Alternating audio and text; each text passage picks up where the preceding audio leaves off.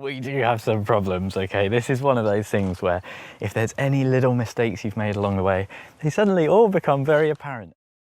Hi folks, and welcome back. How are your plots doing after our first proper cold snap in the UK? I had a big grand plan this morning. I wanted to get out at sort of like 8 o'clock, come out while it was still maybe a bit frosty, have a little look around, see how everything's doing. It's about 1 o'clock. I didn't wake up until about 10:30. Slept through my alarms. So clearly I needed a bit of a catch up on the sleep, you know. I'm feeling a little bit after the digging yesterday.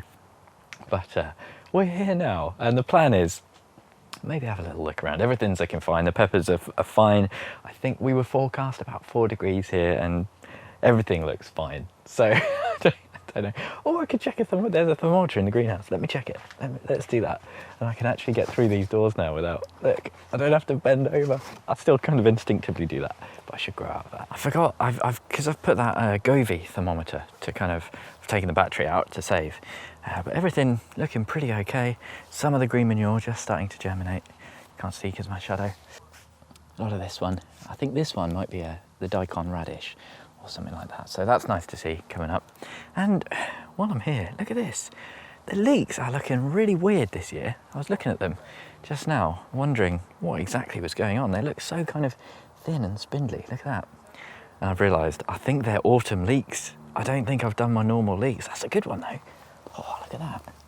That's quite good. The ones I grow are normally rubbish because I'm just a bit forgetful with the leeks. They lie around for ages and ages and then go out too late. And I think these slightly paler ones are the autumn leeks, and then I think that is probably a line of winter leeks. So that's nice, but I might take a load of those home today. Anyway, the thermometer. God, I love this greenhouse. Look at it. Everything looking really healthy. If it did get low in here, everything's looking okay. This one's a little bit wilty. It's got water too, so maybe one's near the door got a little bit cold. But where is this thermometer? It's here. Ooh, 3.5. Yeah, it was definitely a bit chilly last night, but like I was saying in yesterday's video, the peppers can survive those low temperatures. They just don't thrive. My tomato side shoots down here looking a bit like wilty, a bit sad, but they're still alive. They're still doing their thing, so that's fantastic. The doors. Thank you for all the helpful comments yesterday. I realised I did go back and look at the instructions, and basically, for the most part, I've just copied Steve, and you know what Steve did, because you just assume the master polytunnel builder, you know, he knew what he was doing. But I think where he became ill, he just wasn't able to do those final few finishing touches. And one of those touches is another layer of battening that kind of goes along here. It's like an extra door frame.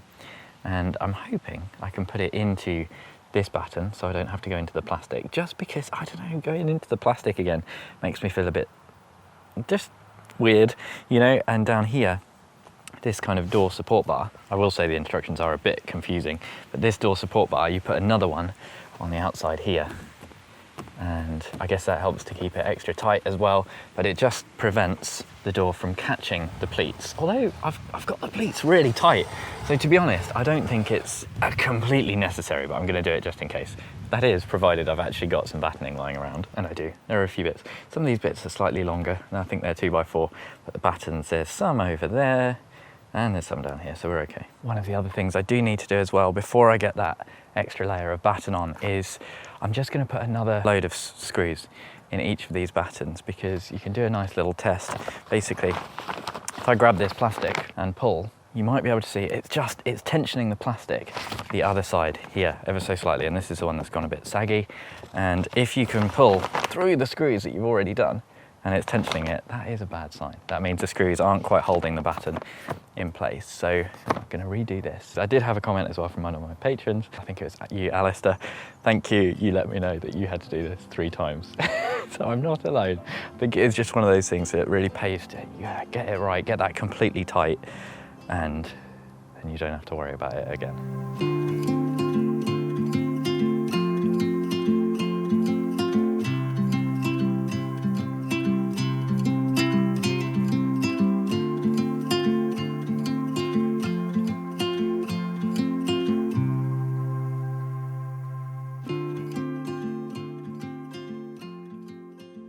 has been an extremely interesting task. So what I wasn't expecting was this side is actually still really, really tight.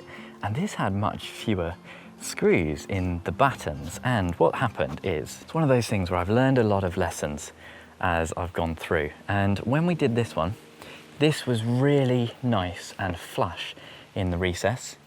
And what you can do when you're putting this batten on for the first time is tighten it too much. If you pull the plastic too tight, no matter how much weight you put on this batten, it won't quite fill in the recess, and it's going in to that recess flush, which actually makes the whole thing tight in the end. So you might have noticed in the time lapse, what I had to do was take this off completely and try and get it as flat as possible into this recess. And because the screw holes are already made, it's not perfect. It's a lot better than what it was though. And although this had way more screws in, obviously it's got more now, which you would think meant it was tighter, because that recess wasn't having the batten completely pushed in, it wasn't tight on here. So this isn't perfect, but it's a lot tighter than it was earlier. This bit's quite nice. So I'm just going to check the other side, and thankfully this side being the one I did second, we'd learned a lot of lessons. So this one is pretty good, it's pretty tight, but I might just putting a few more screws in here because there's a few bits where there's just it's here, there's a little gap, I think it says not, but just going to go over this, put in a couple more screws just so we're completely sure that it's nice and tight. So they're in nicely. Now the next bit is just the battening. So what I am going to do is just put the batten on the rail, and this is the one that I'm nervous about. When I was looking at this, I was trying to figure it all out, and I did wonder if this support rail was meant to have something to go on the outside. And as you can see, the plastic along here is completely fine. So Steve had never done this, but you have to go through the plastic again, which makes me very nervous. I don't enjoy it, but I think it's one of those things that has got to be done. And the idea is you put a batten on there on the outside, and then those ones don't have to go in the plastic again. You just batten on top of the batten, and you kind of close the gap here a little bit. I think there's still going to be some kind of gap, you know, no matter what you do. I don't think it's designed to be completely airtight. One of my viewers, Alex, got in touch and sent me some pictures of their polytunnel and said, look, don't worry about it. It's never going to be completely airtight, and actually the ventilation is quite good. So let's put this one on. Oh, I'm nervous. I just don't like going through the plastic, you know. It's a one-time thing. Once you've gone through there, that's it. There's no going back, and I'd never enjoy that kind of moment. Now, one of the trickier parts about this, and I'm not even sure that this has been done quite right. So there is a batten in here, and there's nails in there, so I've got to just watch out where I'm putting the screws. But I wonder if actually, in fact, the support beam is maybe meant to be more forward and flush with this plastic in the first place. So it might have just been one of those little things that's gone wrong. This one isn't really structural, so I'm just putting, can you tell what I'm saying? This one isn't really structural, so I've just gone with 4 because there's already holes there in this bit of wood for whatever reason. Ah, that last one doesn't line up. Ah, see, that's good. What if we just flip it? Ah, perfect. I am a genius. First time I've ever said that on the channel, that's for sure. Okay, nervous. Very, very nervous. Let's just do it.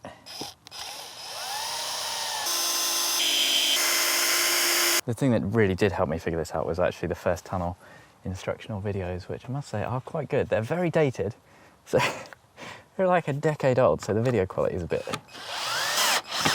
leaves a little to be desired, but seeing someone actually put this together is very helpful. Now, is that just going to catch on there? That's the problem. Oh, blimey. See, they're not quite flush. It's definitely going to catch a little bit. It is as well, like scraping. Can you hear that? Steve's didn't sound like that when he did this video.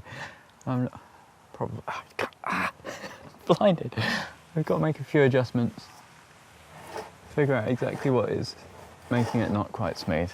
I'm not sure. Okay, so I've been working away at this for a little while. We do have some problems, okay? This is one of those things where if there's any little mistakes you've made along the way, they suddenly all become very apparent, and I thought it was square. It's just ever so slightly off. That's what's causing the grinding, and I'll show you what I've had to do. I've just got to do this bit. You know, when all else fails, give it a whack. Is that better? We've just about got it, I think. So what I've done, we've gone for a bit of plan B, and basically I've cut this second batten here, just above this, because this piece of battening is set back further than this one. It was coming out proud. You can, you probably can't tell, but it was meaning that when I opened this, instead of butting on there, it was just catching, and it wouldn't blooming open. So it still butts a little bit. You feel that, and that's because it's just not quite square. So they shouldn't really touch. That should just be like a nice glide. And if you see, they're touching there, and then at the top. It's not plumb. That is come off plumb a little bit. And the grinding is because this door runner, the rail, just isn't quite, you know, it dips down. I don't know why. I don't know why that is. I don't know, maybe it's just because it's only got the 2 bolts in there properly, but you can see at the top it's kind of come away a little bit. So what's happening, the bolt that the door runs on is basically rubbing against this, and that's what you can hear when it grinds. It's that bolt. You can't see it because I can't get the camera in there, it's too tight, but yeah, not ideal. And then the other issue is, it's just so annoying, when you're closing it, it gets to there, because there's a nail plate on the inside that's now hooking onto that batten. So this is what you just saw me hammering. That's where it catches, and you can see the nail plate there. I'm hoping if I just give that a few taps, we can get it nice and flush, and actually, it should glaze a bit smoother. Did that work? No. It's actually the nails that get caught, and there's nothing I can do about that. So it's just gonna be one of those things. When I open the door, I'm just gonna have to push the door out slightly, and then run it. And it's not great, but it's all basically because this frame isn't quite 100% plumb. And I can't do that now. I'm not taking the whole thing apart. It's one of those things that basically, I'm pretty sure, as I've tightened the plastic, it's just pulled the top of the hoop in ever so slightly. And because it's quite tall, that's enough to just set the whole thing off. But never mind. All I've got to do now is just set that ground spike. The little ground roller basically stops the door from doing that. It holds it in place and prevents it from, I don't know, going a bit crazy in the wind. And the issue here that I've just realised is that I wanted slabs. And I'm gonna have to maybe set out some, blooming hell, there's always something. I think I'm gonna have to set out the slabs and basically try and get the spike in between the slabs. I've lost the spike. And I've got to do the same with the drop spike. So yeah, a little bit of faffing around with the slabs. There's the spike, yeah. Okay, deep breath, it's all fine. Right then folks, today is testing. You know, it's one of those days. Started messing around with the slabs, I've leveled it out a lot more. And then I realised that actually I have like 3 different sizes of slabs. They're all slightly different, so I couldn't get them right. And I've come up with a plan B for this, because I do just kind of want to get this finished, you know, so I can forget about this for a little while. And what I'm going to do is put down a membrane, and then I can just put the drop spike through the membrane, and this isn't going to suddenly chock up with a load of weeds.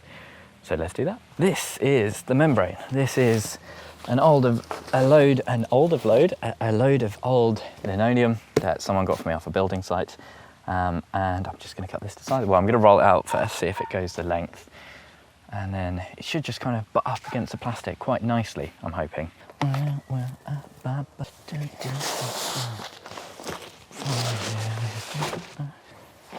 Oh, it's lovely and clean. Looks lovely and clean and white. It won't stay that way for very long, I'm sure. That is almost perfect. Could do with just a little bit more length, but I think that will do just fine. What I can do as well is just leave this down and then put the slabs on top of it at a later date. I think this is a good idea. Whether or not I'll still think that in the future, we will find out. Now I've got this down, I'm wondering if I do just go with wood chip on here, it will still keep the weeds down. And then maybe just do slabs along the side, or... I'm not sure. We'll make it up as we go along, as we always do. It'd be good to get a straight-ish edge on this, I think. Emphasis on the ish. And this bit might just be perfect for going down the side or under the slabs in the centre or something like that. It's nice to recycle this stuff. Just tap this in and we can worry about slabs and all that kind of stuff later. But at least if this is in, I don't have to worry about storms or anything like that. There we go, perfect. I think that's in the right place. And now I just want to put the drop spike on so that I can shut the door properly. Now this part should be simple, but I've thought that about just about every step of the tunnel, so place your bets in the comments now. How do I, like, you know, I'd like to see some predictions of how I completely messed this one up. I have actually looked at the instructions in the video, so I think this should be fine. I think that's in the right position. Lift that up and then mark out the holes. Oh, there's a screw hole there. Let's not go into that. Ah! Oh, these are sharp. Oh.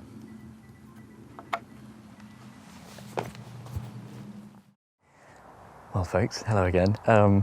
It's been a while since I last recorded, and to be honest, pretty discombobulated. So when I was recording, I had a phone call. I can't remember if I was filming or not, but it's been about a week since I've been to the allotment. So I think what we're going to do is finish this video here. I'm sure I've spent far longer than I expected on this door. We've made very good progress. We've got that little stop in, we've got the roller. It's kind of working. It grinds a little bit. It's pretty far from perfect, but it is functioning as a door. I just need to put the drop spike on, and then obviously I need to do the back door as well. But anyway, yes, we're going to end this one here. An extra special thank you to all of my Chili Pepper tier patrons: Tony, Bill, Pam, Louise, Mel, Michael, Denise, Socks in the Garden, and Andrew.